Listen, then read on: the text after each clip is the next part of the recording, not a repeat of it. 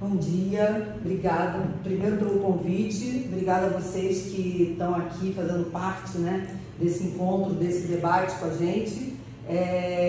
Como ela já falou, eu sou Ana Café, sou psicóloga, que vim aqui trazer um pouquinho do que eu acredito que tem a ver com esse processo formativo. As pessoas às vezes não entendem como é que a Ana fala de criança, atende criança com toda essa bagagem no tratamento da dependência química, na prevenção à dependência química. E aí, assim, eu venho dessa especialização em crianças e adolescentes e a partir daí eu comecei a entender que para que a gente possa falar de um adulto saudável, a gente precisa construir uma criança saudável. A promoção da saúde mental, ela se dá na infância. Muitas vezes, assim, eu costumo falar, do mesmo jeito que a gente faz o teste do pezinho, o teste da audiometria, a gente deveria ter algum tipo de olhar e para que a gente pudesse acompanhar essa criança no processo de formação psíquica dela. A maior parte dos adoecimentos que a gente vê que vão se dando, até 7 anos de idade a gente já consegue ter uma noção de como é que essa criança está funcionando, como é que ela está interagindo, e a ideia também de que o processo da psicologia da infância deveria ser muito mais precoce e atento do que a gente faz hoje em dia. Então, assim, eu fui convidada hoje para que a gente pudesse abordar uma questão que tem preocupado muito, tanto as instituições de ensino, as escolas, como os pais, que é o lugar que essas crianças hoje estão ocupando no desenvolvimento da sua autoimagem, da sua autoestima e das suas habilidades sociais no momento em que a gente está vivenciando uma relação muito pautada nas questões tecnológicas, Como é que fica a interação social dessas crianças e quais são as vantagens e quais são os desafios disso que está acontecendo hoje, Então, assim, desenvolvendo autoestima, autoimagem e habilidades sociais em termos de mídia. Pode passar para mim, por favor. A gente precisa lembrar que a criança é um processo em construção. Ela não nasce pronta, ela não nasce com a consciência do que ela é e do que ela pode vir a ser. Pode passar. Somos nós que vamos ajudando essa criança a tornar-se, o Instituto, como a Rosângela falou, o nome do Instituto é Construir Ser, Porque assim, a gente começa a entender que a gente tem as ferramentas e as possibilidades de construir um ser mais saudável ou fazer com que esse sujeito desenvolva muitas disfuncionalidades que vão dificultar ele no processo de inserção no mercado de trabalho, de inserção nos meios sociais. Somos nós, pais, professores, educadores, a gente está nesse processo junto com eles. Toda criança nasce sem um senso de eu. A gente nasce sem essa noção do eu sou. No momento em que a gente está aqui, a gente é um todo, com mãe. E a partir disso, a gente vai se desvinculando, começando a entender que a mãe é um outro sujeito, que eu sou um outro sujeito, e de repente que existem outras pessoas nesse universo, pai, avô, avó, e a partir disso a gente vai se construindo, Todos eles vão aprendendo a ser nessa relação com o mundo aqui fora. E aí, assim, eu gosto muito dessa ideia do Tarzan, Porque na ideia do que quem somos nós somos aquilo que nós aprendemos com o mundo. Nós somos aquilo com que nós vamos interagindo. Os nossos instintos, os nossos conteúdos inatos, eles vão sendo lapidados pela relação que a gente estabelece no mundo aqui fora. E é essa relação e é esse olhar de dentro para fora, de fora para dentro, que vai ajudando a construir a nossa autoimagem e o nosso autoconceito. E que esses vão fazer com que a gente desenvolva uma autoestima saudável ou não. Toda vez que a gente for falar de alguma questão, né, com relação ao ser humano, vocês vão ver que a gente vai falar assim, ah, não, porque ele se auto-sabota, porque a autoestima dele é muito rebaixada. Não, porque ele é extremamente arrogante, ele tem uma autoestima, o ego dele é muito inflado. Então, assim, a autoestima fala muito de quem eu sou e como que eu me apresento no mundo e como eu me relaciono. Então, é de fundamental importância essa construção e esse reconhecimento. É interessante a cara do Tarzan aqui olhando para a mãe, né? Porque a macaca vira a mãe dele no momento que ele se perde na selva e super antenado para ver o que ela tem para passar para ele. E a gente às vezes esquece nessa aceleração do dia a dia que é esse contato olho com olho, é esse abraço que faz com que através do afeto eu ajude essa criança a construir essa autoimagem, esse autoconceito e desenvolver essa autoestima. Pode passar. Autoimagem e autoconceito, né? As crianças, né, por não saberem, não terem consciência de quem elas são muito referenciadas pelo meio, pelo que o outro fala dela, pelo que o outro diz, né? E se encontra perdida algumas vezes, né? Eu botei isso aqui, ele caindo, né, no abismo, né? E ele assim, e aquela pergunta, né? Quem sou eu nessa história?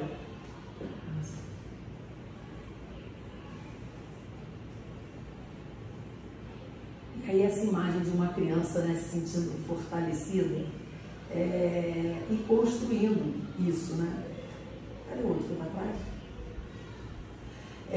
O autoconceito fala do que? Imagem do que eu penso que eu sou.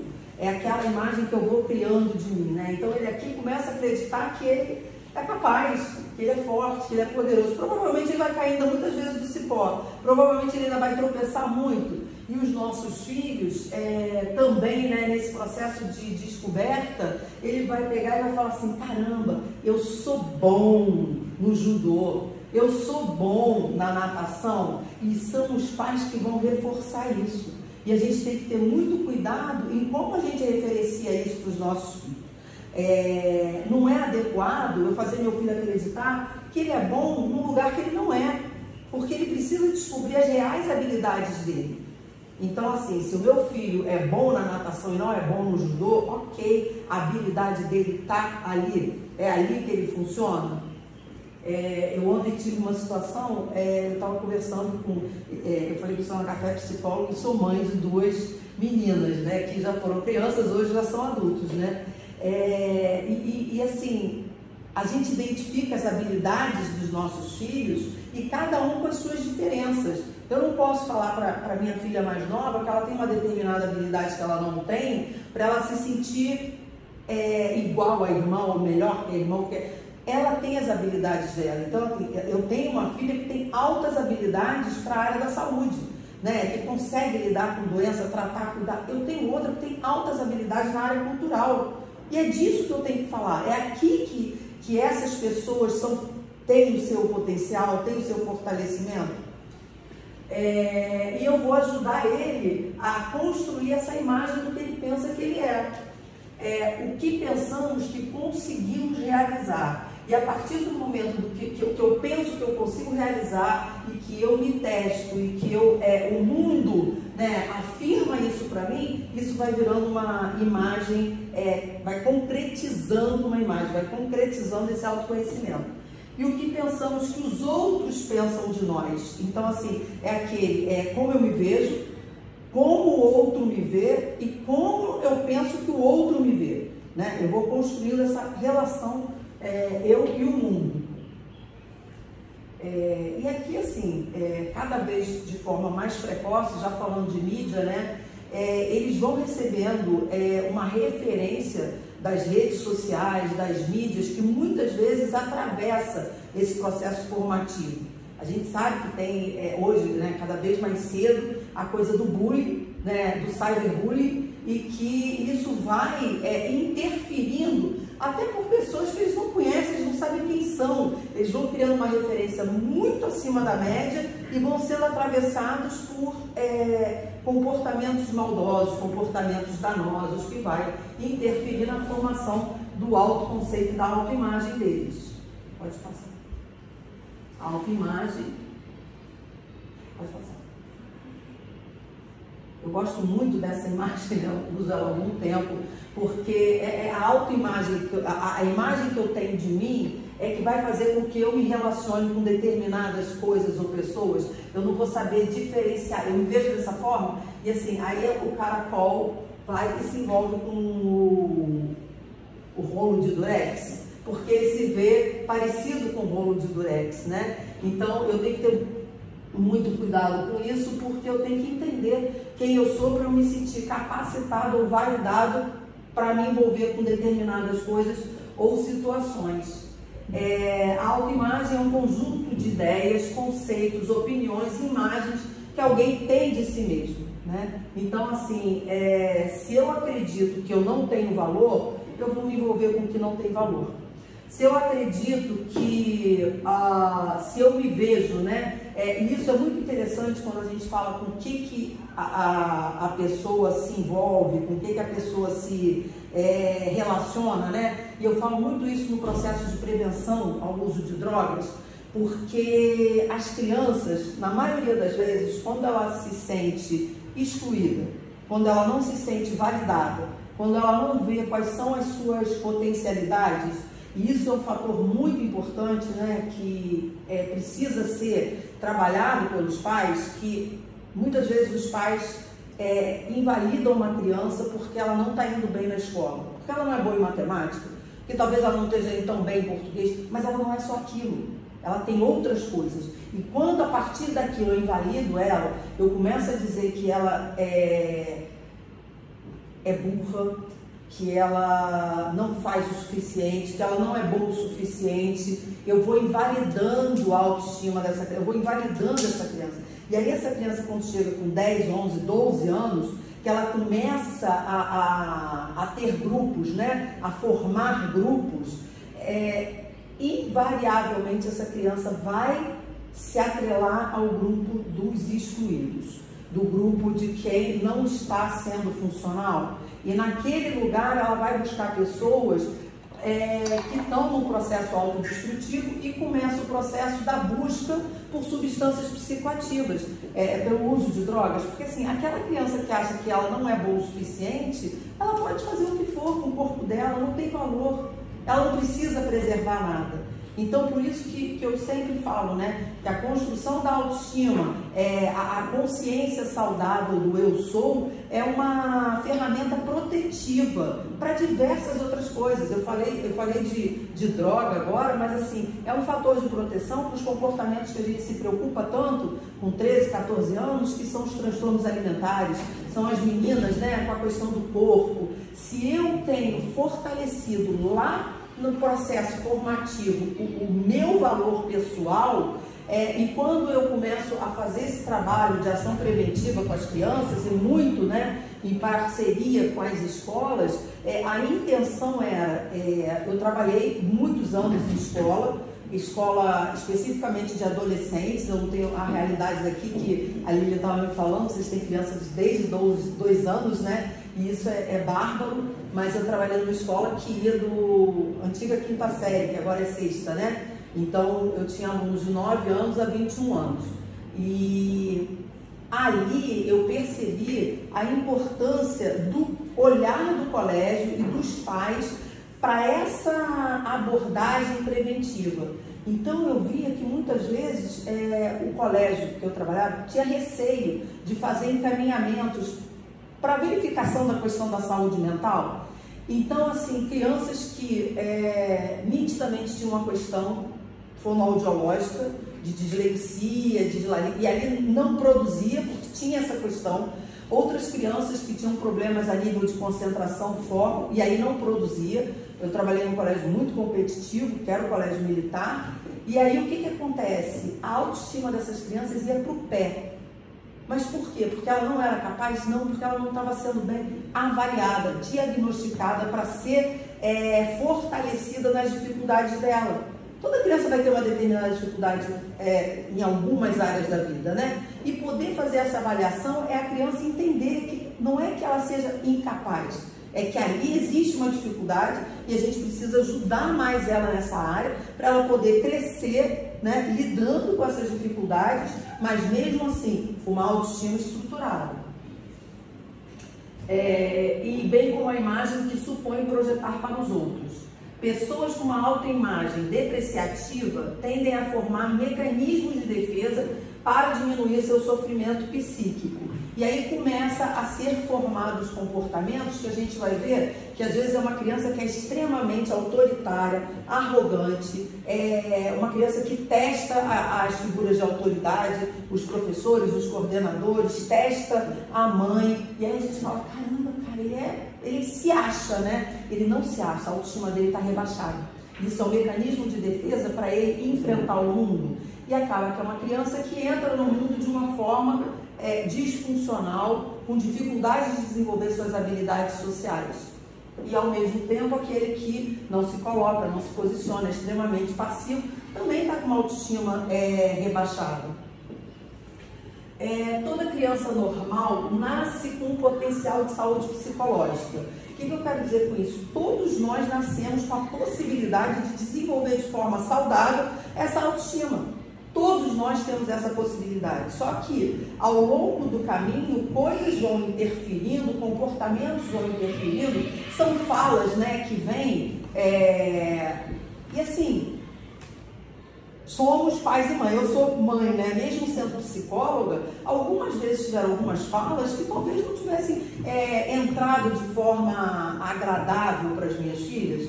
A gente fala coisas, a gente erra. E muitas vezes não somos nós, são os avós, outras vezes e a criança pega aquilo, porque a criança é um vaso vazio, que nem aquele bebê. Todos nós nascemos sem um senso de eu, e que vai recebendo informações e vai catalogando aquilo do jeito que ela vai selecionando, né, e vai guardando. Mas assim, todos nós nascemos com potencial para normalidade, para saúde psicológica.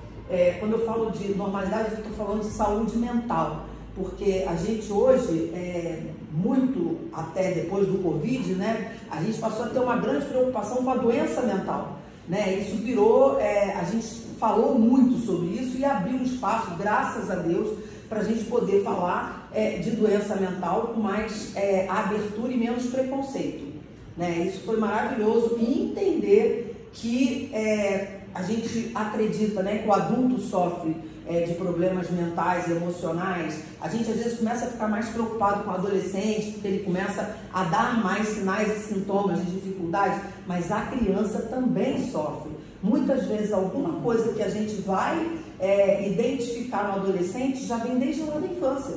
Tá lá. Aquela criança que parecia ser mais quietinha, mais reservada, ela já estava com um processo depressivo. Aquela criança que o tempo inteiro, quando ia para o colégio, os pais ficam, né, muito agoniados, né? Toda hora que vai para o colégio tem dor de barriga, toda hora que vai para o colégio fica enjoada, toda hora que vai para o colégio, ela está se sabotando, ela não quer ir para o colégio. Não, essa criança talvez tenha um transtorno de ansiedade. Então vamos verificar para essa criança não se sentir invalidada. Eu não consigo, eu não faço nada certo. Ela começa a se sentir culpada por uma situação involuntária, que não depende dela, tá? E aí, o desenvolvimento desse potencial psicológico, né, vai depender do clima psicológico em que ela vive. E aí eu trouxe essa imagem para começar assim, a gente falar, né, do tema que é importante hoje, qual é o clima hoje que a gente tem, né, que a gente está vivenciando no processo de formação dessas crianças. Cada vez mais cedo eles estão tendo acesso aos meios tecnológicos. Eles realmente, assim, a gente está falando da coisa da geração alfa, né? Eles já nascem sabendo mexer nesses aparelhos, eles têm uma habilidade, uma capacidade enorme, mas apesar dessa habilidade, da capacidade que eles têm,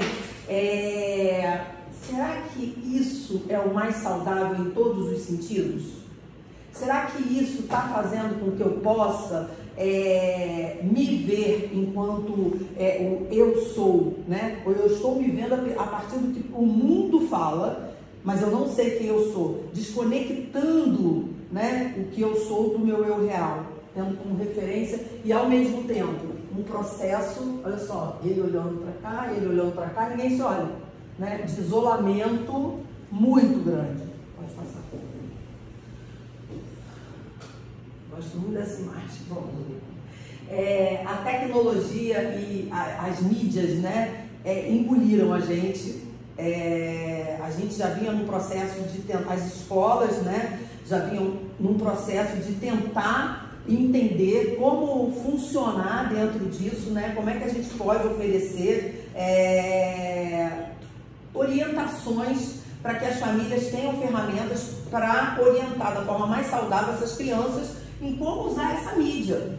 E quando a mídia chega, a gente percebe que e não chega agora não, desde a geração Z, X, eu não sei agora, mas assim, já vem de algum tempo esse excesso de informações através dos computadores, do celular, desses mecanismos.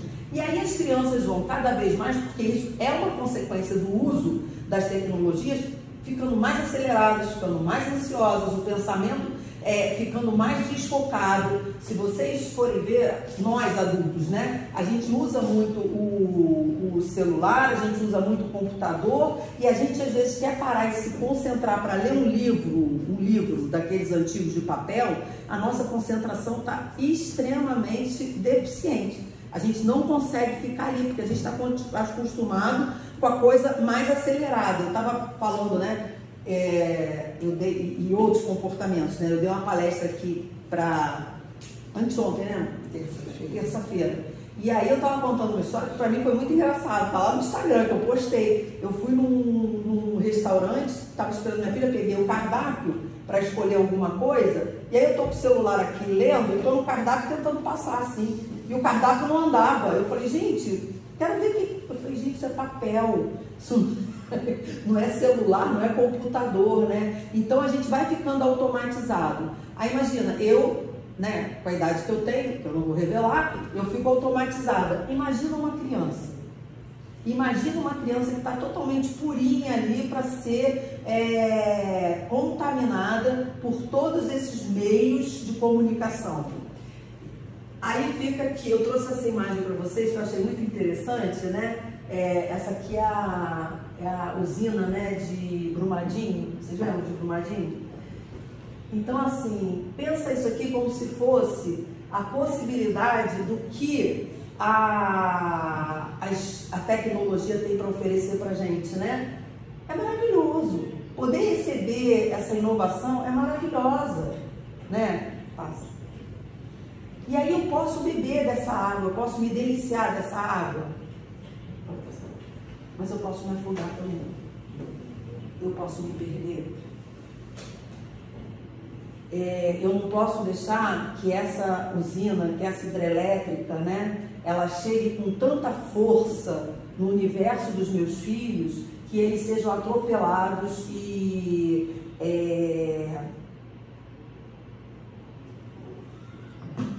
tá me faltando a palavra aqui, né? Aterrados, né? Por uma realidade que era para ser boa. Então, assim, fica muito... queria deixar muito essa mensagem para vocês, né? A gente vai ajudar os nossos filhos a beber dessa água ou se afogar nessa água? Qual é o nosso objetivo? E o que a gente pode fazer? Como a geração alfa pode ser afetada em sua saúde mental? A gente já fala da geração ansiosa, que é essa geração que, apesar de nascer com altas habilidades para lidar com a tecnologia, também já nasce extremamente acelerada. A gente recebe no consultório, a Lilian também deve receber, cada vez crianças mais novas com transtorno de ansiedade, cada vez crianças mais novas com patologias que antigamente a gente só ia ver no final da adolescência, né? E que necessariamente não tem uma questão psicopatológica. Ela está desenvolvendo aquilo por questões comportamentais e pela exigência que o mundo vem fazendo dela. E essas exigências eu falo já há algum tempo, né? Antigamente eu falava assim, a gente tinha muito a exigência do filho saber o que ele vai ser, né? O que você vai ser quando crescer? E hoje, eu sempre pedi muito assim, que os pais Ao invés de perguntar o que você vai ser quando crescer, ajudar esse filho a descobrir o que ele é no hoje, no aqui e agora, né? O que você é nesse momento.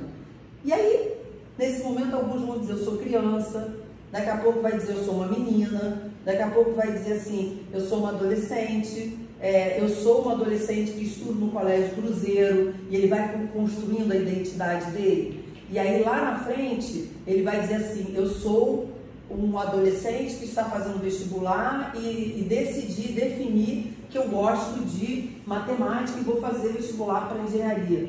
E ele vai construindo essa história sem ansiedade, e aí a ansiedade dos pais também invadir a história deles. Se vocês pararem para pensar, a gente está na barriga e fala assim, será que é menino ou menina? Aí nasce, será que vai andar quanto tempo? Aí começa a andar, será que vai para que colégio? A gente está sempre lá na frente, a gente sai do aqui e agora, e essa tecnologia convidou eles muito cedo para ir mais lá para frente ainda, para acelerar mais ainda, e aí a gente começa a buscar ferramentas para desacelerar. São as escolas que eu acho maravilhoso, eu acho bárbaro, colocando mindfulness. São as escolas trazendo a proposta de momentos de meditação. São a gente tendo que pensar, vamos colocar yoga. Para quê? Para desacelerar. Então, assim, vamos tentar não acelerar? Vamos parar para pensar o que eu tenho de possibilidade, né, de viver no aqui e agora? A gente trabalha com atendimento de adulto também. É um sacrifício falar assim, fica no aqui e agora. Né? Aí a pessoa vem para aqui e fala assim, não, agora eu tô me sentindo, tá. Aí daqui a pouco, mas assim, semana que vem eu tenho que fazer isso, volta para cá, você não sabe nem semana que vem vai acontecer alguma coisa, se existe o teu projeto é esse aqui, e ajudar os filhos a aterrar, a estar aqui. Volta. A relação entre crianças e eletrônicos exige atenção, porque pode gerar desequilíbrios que levam à instabilidade psicológica. Durante muitos anos, né, a gente achou que psicologia era uma coisa banal. Eu sei, Lilian sabe aqui, que a gente se formou, né, no momento ainda de que psicólogo pra quê? Psicólogo é coisa de maluco, psicólogo sabe? Então, assim, a gente ainda vem de um momento em que precisava tirar o véu da psicologia para entender que a psicologia não é a ciência de quem enlouquece, né? Eu peguei muitos alunos que chegavam lá na sessão de psicologia e falavam para mim, eles chamam a gente professora, né? Professora, eu não tô louco não, mas o professor mandou vir aqui. E aí a gente tirar essa crença de que psicologia é a ciência de quem enlouquece. Psicologia é a ciência de quem quer saúde. Psicologia é a ciência de quem quer construir um comportamento saudável. A gente estuda o comportamento para auxiliar na formação desse comportamento saudável, né? Então, o objetivo da gente, enquanto psicólogo, é ajudar a não entrar nessa instabilidade, nesse desequilíbrio. É fazer com que essas crianças tenham um meio ambiente saudável para estarem cada vez mais estáveis e equilibradas. Logo, essa é uma das questões que mais desafiam os pais, pois, além de frutos da era digital, essas crianças também são frutos de uma geração pós-Covid. Então, assim, essas crianças da geração alfa e as outras, né, quem tem filhos adolescentes, já com 17, 18 anos, elas foram muito afetadas pelo Covid. Elas são crianças do pós-pandemia. São crianças que num processo, num momento de estruturação e formação das suas redes relacionais, né? De como eu interajo com o meio, todos nós somos afetados pelo meio. Todos nós, como eu trouxe a imagem do Tarzan, né? O Tarzan era uma criança como qualquer outra, que não tinha aquelas habilidades. Mas quando ele vai conviver com aquele meio, ele desenvolve aquelas habilidades. Então a gente é resultado do meio que a gente vive. E essas crianças foram afastadas de todo e qualquer meio social. Eles ficaram dentro de casa, se comunicando de alguma forma através da internet, e isso aumenta mais ainda, reforça mais ainda, né, essa relação via computador e falta de contato humano, falta de afeto, falta de carinho, né? Então, assim, tudo isso a gente teve no pós-pandemia. E aí, nesse processo de desenvolvimento, quando elas voltam a se relacionar novamente, elas estão carentes de habilidades sociais. Elas estão carentes de saber como desenvolver relações saudáveis. Assim, os colégios tiveram um buraco aí nesse processo formativo, essas crianças saem. A gente aqui está indo até a 6ª série, mas eu vou dar uma adiantada. Essas crianças com 9, 10 anos são afastadas desse contato, que é o momento que ela começa a se reconhecer no meio, tipo, é menina, é menino, tem atração, não tem atração, o que está acontecendo, e voltam com 12, 13 anos. Então, assim, esse processo de desenvolvimento elas perderam, e elas chegaram sedentas de resgatar isso, né? Sedentas e perdidas, né? Porque o processo não foi gradativo, paulatino. Elas voltam assim, com 14, 15 anos, com uma sexualidade extremamente exacerbada, pelo menos é isso que eu tenho visto nos colégios, né? Perdidos de como resolver, né, esse instinto, esse impulso, e os colégios tendo que dar conta de algumas coisas muito novas também.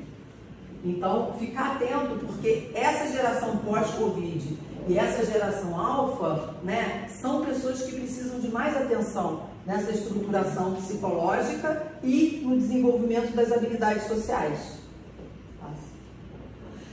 Ainda que essa geração seja antenada, esperta em algumas áreas e tenha um excelente domínio dos recursos digitais, na pandemia elas foram expostas ao medo, à insegurança e ao isolamento.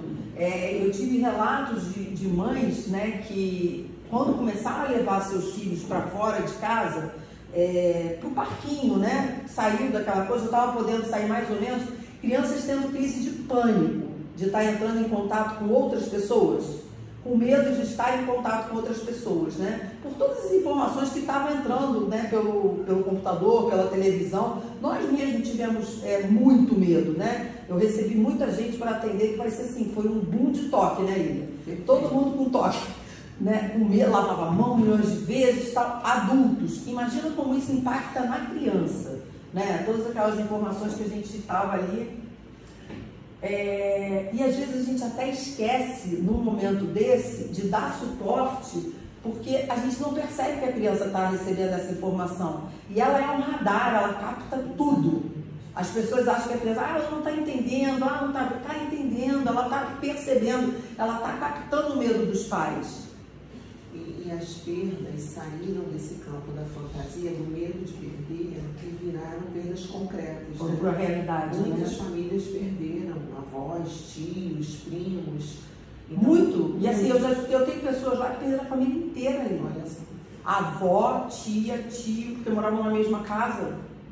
Então, a criança mais complicada ainda, né? Sai desse campo do imaginário, do medo, da perda, para uma perda concreta. Agora, isso que você está falando, que a gente está vindo falar aqui hoje, né, é muito interessante, porque as empresas, elas pararam para trabalhar a saúde mental dos funcionários depois do Covid. Elas viram como que a problemática cresceu, né? Sim. Dentro das empresas, na busca de atendimento para a saúde mental. Sim. Muito caso de depressão, de ansiedade, e assim, as crianças também. Só que assim, talvez os pais não estejam tão antenados de que isso teve um impacto muito grande na saúde mental e emocional. E o que vem aí pela frente, né? Nesse sentido, é necessário buscar alternativas apropriadas para educar e orientar a geração alfa no meio de tantas transformações. Em vias gerais, essa geração é muito mais autônoma em relação às próprias convicções ou dúvidas. E isso é uma vantagem e é um problema. Porque no momento que eles são muito mais autônomos, eles são muito mais autossuficientes, eles resolvem as coisas por conta própria, sem ter maturidade para fazer isso. E aí a gente acaba vendo as consequências negativas que aparecem, né, o tempo inteiro no Fantástico, na televisão, que são os problemas relacionados às relações que eles estabelecem com esses aplicativos, com lugares que eles acessam. Eu preciso de um auxílio para acessar alguma coisa, eu chamo o mais novo lá em casa. Quem é o mais novo? Porque é quem vai entrar mais rápido. né? Então, assim, só que assim, isso coloca eles num risco muito grande também. E aí é um convite para os pais entenderem que por mais que ele tenha autonomia, ele precisa ser vigiado. E a outra coisa que a gente fala muito, né? Essas crianças nascem com uma agilidade muito grande, com uma perspicácia muito grande, mas eles não são líderes da vida deles. Eles ainda são dependentes e eles ainda são pessoas que precisam ser cuidadas. Além dessas, há outras dificuldades que são mais evidentes na geração alfa. Então, assim, como eles se comunicam muito através do meio emocional, e isso faz com que se desenvolva um tipo de isolamento, eles têm baixas habilidades emocionais, eles têm uma dificuldade de lidar com as emoções, né? Eles têm uma baixa tolerância à frustração, e isso é muito perigoso, porque é uma geração que tem a tendência de querer resultados imediatos, que tem a tendência de não saber esperar, que tem a tendência de não saber se frustrar. Isso é um potencial de risco enorme para o uso de substâncias psicoativas e para o desenvolvimento de todas as outras dependências, porque todas as dependências estão relacionadas à necessidade de prazer imediato, todas, né? A necessidade de prazer imediato, a não saber lidar com a dor, a não saber se frustrar. E quando eu falo assim, anos, né, a gente teve preocupação, e ainda tem, né, com o problema do uso de drogas, mas hoje a gente tem uma preocupação com o jogo, com a corrupção tecnológica, são várias outras dependências que estão se manifestando. Ah, Ana, mas por que estão se manifestando tantas dependências? A dependência vem para ocupar um lugar que o afeto não ocupou. Ela vem para entrar num lugar de um vazio emocional que ficou no processo formativo dessa criança. Eles têm dificuldades para lidar com o não. Isso é um treinamento parental, saber fazer o filho aceitar o não, aceitar o limite, né? Eu tenho alguns pais que eu atendo algumas pessoas online, né? E aí o pai ou a mãe estão em atendimento e o filho entra: mãe, eu estou em atendimento, eu estou em reunião, não posso falar. Mas olha só, agora eu tô... Caramba, ele não está ouvindo o limite que aquele pai está dando, né? E eu falo assim, não escuta o limite, agora não escuta em momento nenhum. E essas crianças precisam aprender que a vida tem limites, que os pais têm limites, que a escola tem limite, que o professor tem limite. Eu fico impressionada quando eu escuto os professores falarem, né, que os alunos estão ultrapassando todos os limites e que tem pai que ainda vem questionar a escola. Eu vim em colégio militar e sou de uma época, né, que professor era uma autoridade a ser respeitada, né? E isso faz com que hoje eu saiba me relacionar em alguns lugares, né, com sim senhor, sim senhora, né? A questão da construção da relação respeitosa, né? Maior tendência à intolerância ao fracasso, né? A gente tem um trabalho que muitas crianças chegam e questionam, os pais vêm questionar a gente, né? A Lilian também trabalha com criança. A gente joga com criança no consultório. E aí os pais falam assim, mas o que ele vem fazer aqui? Jogar? E aí no jogo a gente começa a perceber como é que a criança se relaciona com isso. Porque é através do brincar que a gente aprende a lidar com essa criança. Por isso que muitas vezes eu convido os pais assim, você senta no chão para brincar com seu filho, você não vai entender quem é seu filho de 4, 5, 6 anos batendo papo com ele. Você vai entender seu filho de 4, 5, 6 anos quando você chegar no nível dele, sentar no chão com ele, olhar no olho dele e entender que esse filho não sabe perder. Você vai jogar com ele e se ele perder, ele chora, ele grita, ele esbraveja, ele quer parar de jogar. Essa criança não tem tolerância ao fracasso. Tem pais que falam assim, ai, deixa ele ganhar. Não. Ensina ele a perder. Vou contar outra história. A minha filha mais velha, ela foi aluna da Lia. E ela tem assim, eu não sei se é sorte, o que é, tudo que ela faz, ela acaba que dá certo, é dela. Eu falo assim, garota, ela não estuda e ela tira boas notas, ela é dela, né? E aí chegou um dia assim, vai fazer a prova, passa, vai não sei o quê, não é assim, não é 9, 10 não, mas assim, ela não tem que fazer esforço. Aí ela foi fazer prova para tirar a carteira de direção. A mãe aqui, torcendo para ela não passar. Aí ela, mãe, você tá louca? Você não quer que eu passe na primeira? um bocado de gente amigo dela tinha reprovado, né? Mãe, você não quer que eu passe de primeira? Eu falei, não. Ela, mas por quê? Eu falei, você precisa aprender a perder em alguma coisa. Você precisa aprender a perder para você ir lá e perseverar. É muito fácil você sempre ganhar. O difícil é você perder e permanecer. E a gente precisa ensinar os nossos filhos a perder e permanecer. Ana, o que você está falando isso? Porque hoje, essa minha filha, ela tem medo de fazer um concurso, porque ela não quer perder. Não porque ela quer, mas ela não quer perder. Ela não desenvolveu habilidade, né, para ir se testar, para ir correr risco. E a gente precisa, é no fracasso que eu aprendo a me arriscar. É no fracasso que eu aprendo, cara, vou tentar de novo, que eu desenvolvo resiliência. Não estou dizendo que tem que ser fracassado, não. Eu estou dizendo que a gente não pode ajudar a vida inteira, como eu já vi pais fazendo, que o aluno precisa ser reprovado. Isso vai ajudar ele a se fortalecer, a maturar, e os pais vão, primeiro, tentar convencer a escola de não reprovar. Segundo, se vai ser reprovado, tira do colégio para ir fazer outro onde ele vai conseguir passar, né? Então, assim, se essa criança não foi aprovada, é porque ela está com baixa maturidade emocional, às vezes, para acompanhar aquela matéria. E aí ela precisa ir repetir aquele ano para poder se sentir mais fortalecido e aí adiante.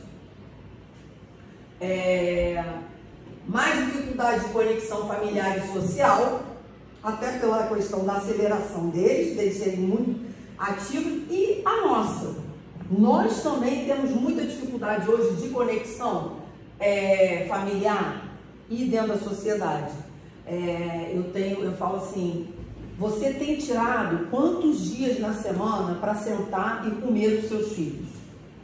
Quantas vezes você senta para jantar com eles? Propõe, olha, 8 horas, todo mundo vai estar em casa, a gente vai sentar e vai jantar. Dificilmente eu tenho visto isso acontecer. Na maioria das vezes a gente bota as crianças para comer antes, a gente às vezes não come, ou então come depois, sozinho, o pai chega uma hora come, a mãe chega uma hora come, e assim, o horário, tem até um livro que fala disso, que chama Cura Mesa, né? O horário da alimentação é um horário de troca, é um horário de eu olhar para os meus filhos, é um horário de eu escutar os meus filhos. Tem um autor, o Léo Buscaglia, hoje não fala mais tanto dele, né? Antigamente falava muito dele. Léo Buscaglia é um pedagogo e ele escreveu um livro que ele fala assim, quando eu era criança, meu pai obrigava a gente, era uma família grande de italianos, né? E eles jantavam todo dia com o pai na mesa. O pai chegava e os filhos sentavam. E aqueles filhos tinham que todo dia contar alguma coisa que eles tinham aprendido naquele dia. O pai chegava e queria saber o que eles aprenderam naquele dia. E aí ele conta que eles ficavam, às vezes, desesperados porque eles não tinham aprendido nada. E eles iam pegar a enciclopédia para aprender alguma coisa e contar para o pai, né? Essa foi uma forma desse pai abrir um canal de comunicação. A gente tem que encontrar as nossas formas de abrir um canal de